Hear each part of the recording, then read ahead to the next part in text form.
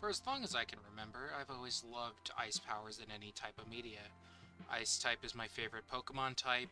I always try to get ice spells and items in any RPG I play, and I tend to enjoy characters who use ice powers.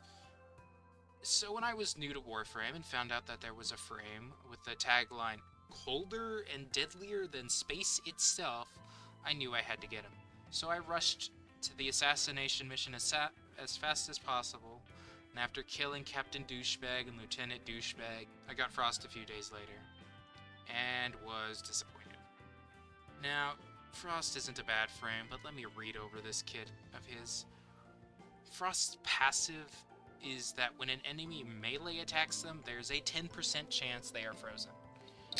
Now, if you're playing Frost at all correctly, then this should never happen. Like, an enemy should never get near enough to you that this passive has the chance to activate. I'm just sorry. It's a worthless passive. Frost's first ability throws this pitiful-looking snowball at the enemy. It actually has a pretty decent AoE. You can freeze a target it hits on direct contact and does a few cold damage, but overall it is kind of just mid. Frost's second ability launches this ice wave at enemies that deals some damage and applies cold procs.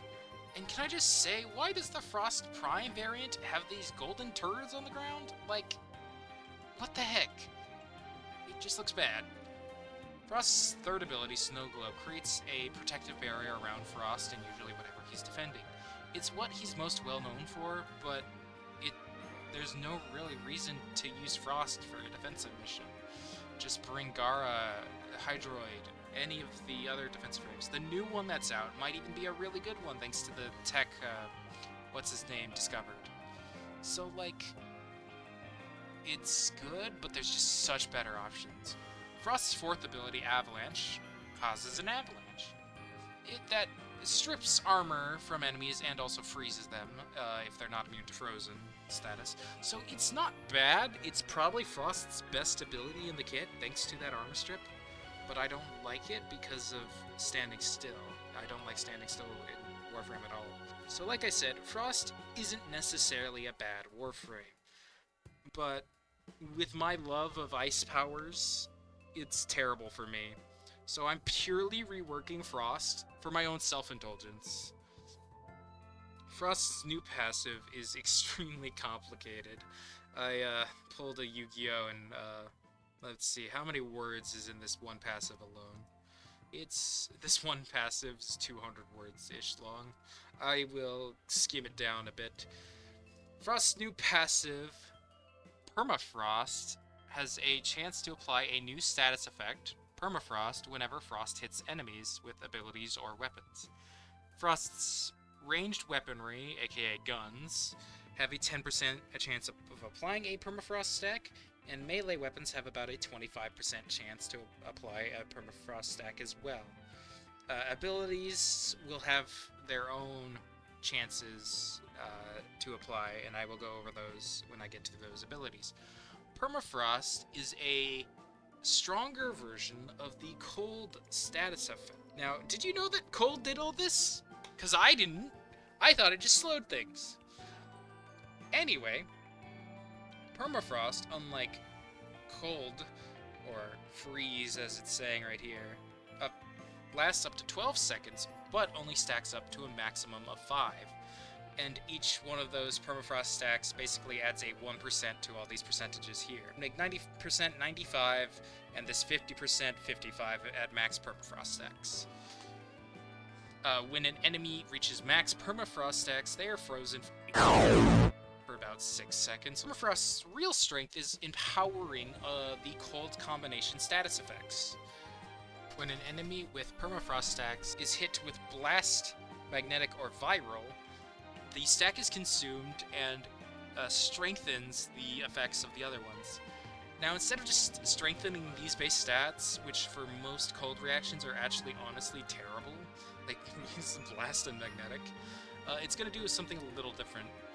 When Blast hits Permafrost and consumes its stacks, it creates, well, the blast's range is determined by how many permafrost stacks there were on the enemy. If there was the max 5, then it creates a 10-meter radius explosion. That might have to be 5 meters. It might be a bit broken. I don't care. And if it hits other enemies that have permafrost, it then creates chain reaction explosions.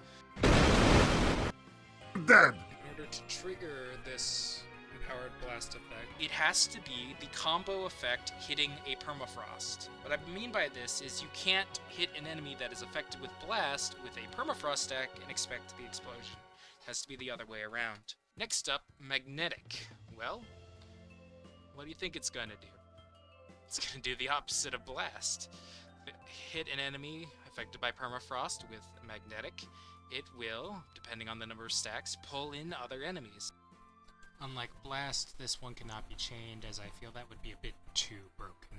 The final variant of the cold combo damage is viral. Now, viral increases damage to health up to 325% at 10 stacks. And I was thinking, if you hit an enemy with permafrost with viral, the permafrost stacks will be consumed and deal that extra damage to the armor and shields of an enemy, but not the 325. That'd be broken. Probably about 10% of that viral's initial damage. I can't think of anything like bombastic like the first two for viral, so I figured I might as well just buff it a little like that. Frost's new first ability, Icicle Javelin, has Frost throwing out an Icicle Javelin wherever he's looking.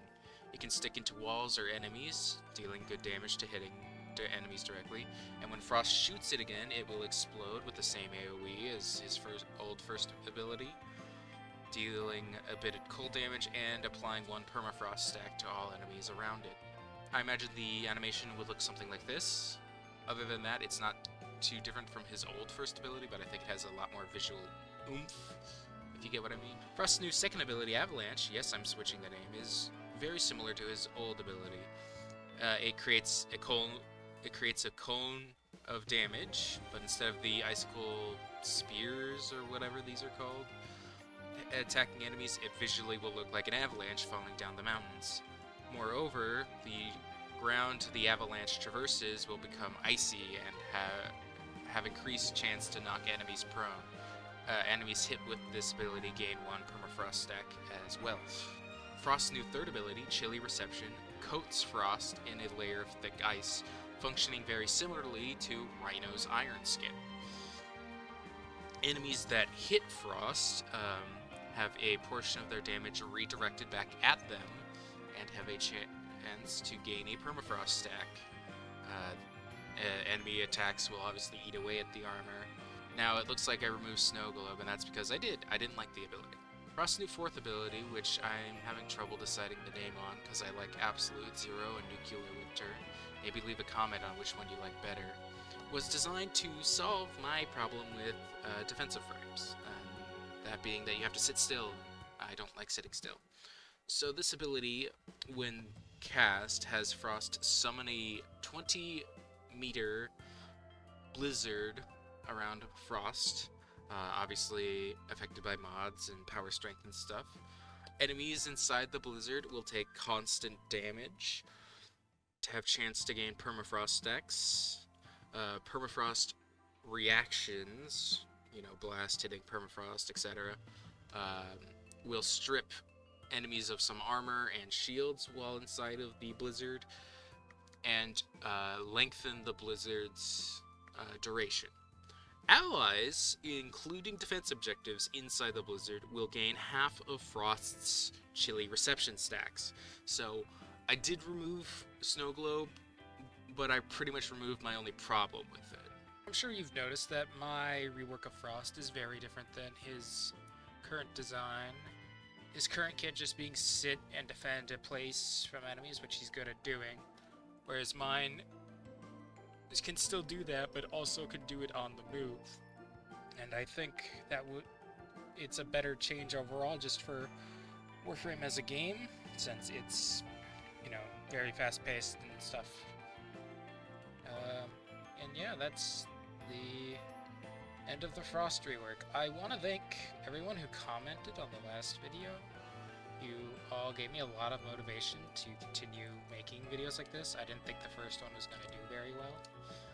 And I hope that this one was just as enjoyable as the Ash video, or even more enjoyable. If you liked the video, please leave a like and subscribe. Thank you.